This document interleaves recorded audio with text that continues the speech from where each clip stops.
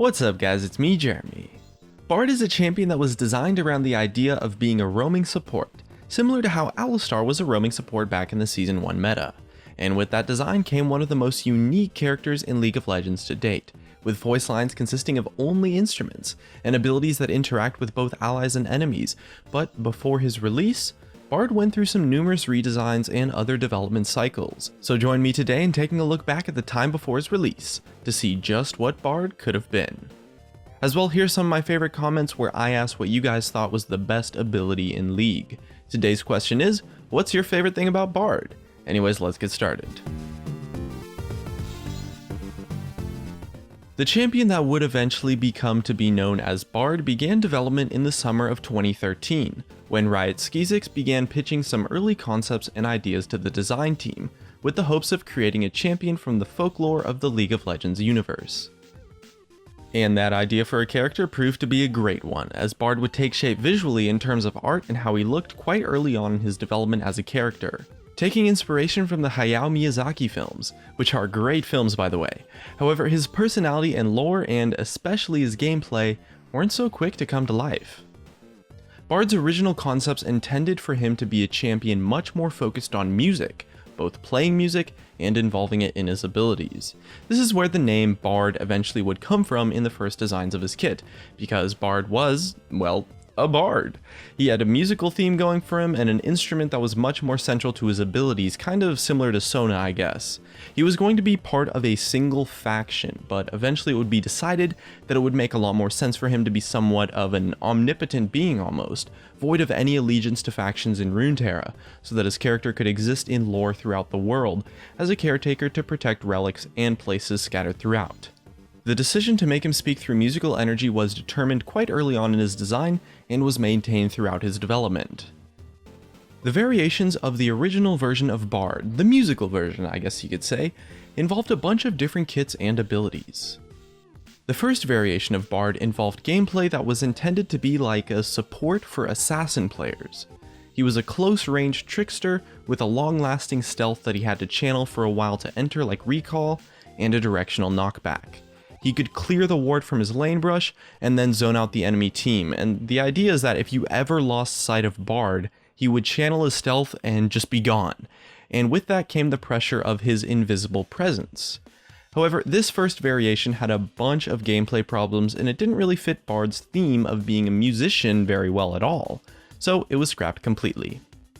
As for some of the more musical abilities that were attempted, one of them involved things such as a 3-charge single target skill shot that applied a stun on the final shot if you fired all 3 shots to a beat that was playing. This ability proved to be a lot of fun to mess around with, but was restrictive and limiting to use during actual gameplay. Another version involved a Guitar Hero style ultimate matching visual effects to a beat, but again, that ability sounds really cool, but it just didn't really work that well in the gameplay. However, Riot Meddler lead champion designer expressed the idea that a more subtle version of that kind of ability did have some potential to work. As well, a different version of Bard's musical kit that was tested had a passive that dropped a lay waste style effect under targets that Bard hit with an auto attack, with the effect detonating after a certain number of beats, similar to how Karthus' lay waste detonates after a short delay. This was the most promising and likely to be successful version of his musical kit, and Riot Meddler actually said that it wouldn't really surprise him at all if some variant of the ability eventually ended up on the future kit of a champion. And the last version that was tested during the time when Bard was designed as a musician involved a giant wave of slow-moving sound that gradually moved across the map, silencing enemies while they were within it. It had a width of about 1200 units and moved at a speed of about 600 units per second. Kind of comparable to Nami's ultimate I guess, but this spell would actually take about 5 seconds to reach the average teamfight, since it came from your Nexus, with the idea being that Bard was making the Nexus crystal resonate to emit a powerful tone. This ability looked awesome, but felt really random given how far in advance you had to cast it, which of course isn't really good gameplay for a silence, which is something that you would want to use a lot more reactively. Meddler commented on this ability too, saying that the slow-moving wave from one side of the map to the other still does have some promise, and he could imagine them revisiting that ability someday with a different effect on it on a different champion as well.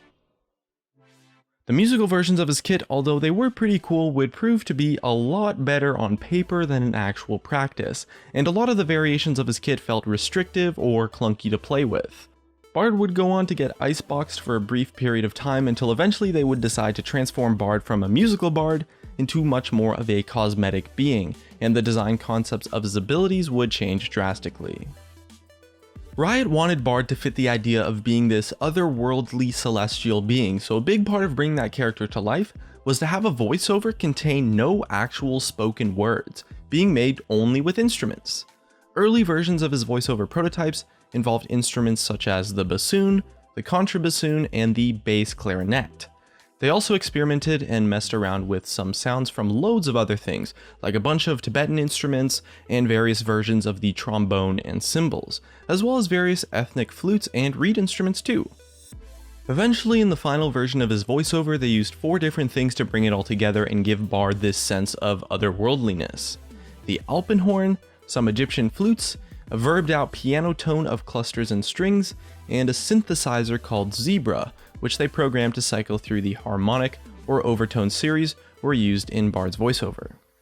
Although his musical theme remains a tiny bit in the form of his flute-like weapon and a musical voiceover, his kit would be changed to have pretty much no interaction with music. There was an earlier iteration of his concept where Bard was much more obsessed with wandering and roaming than he is now, and that design inspired his current collection passive involving meeps. The roaming support concept remained true as well, and eventually Bard's kit was designed and finalized, and he was put onto the PBE. And I can honestly say that Bard has one of the most interesting and unique gameplay designs of any champion in League of Legends, with an incredibly fun kit and an awesome personality, and it's incredible to see how far he's come, and really just what Bard could have been. And that's just about it. If you enjoyed the video, hit that like button, and if you didn't hit the dislike, subscribe if you want. Thanks for watching, and I'll see you guys next time.